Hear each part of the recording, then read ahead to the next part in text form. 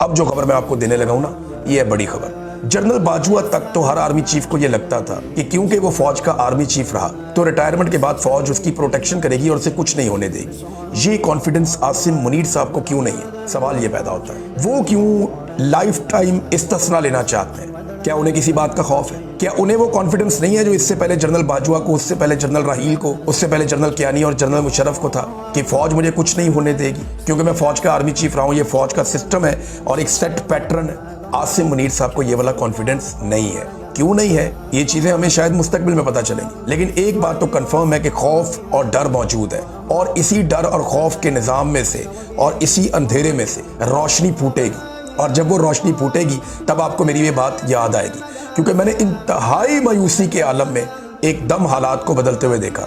जब बहुत घुटन वाला माहौल होता है ना, हर तरफ हब्स हो जाता है, तो तभी ठंडी हवा चलती है और बारिश आ जाती है। मैंने तो हमेशा यही देखा है, जब कभी घुप अंधेरा हो जाता है ना, तो रात का वो आखिरी पहर होता है, उसके बाद सुबह की रोशनी निकलती है। अब ये घुप अंधेरे का वक्त है।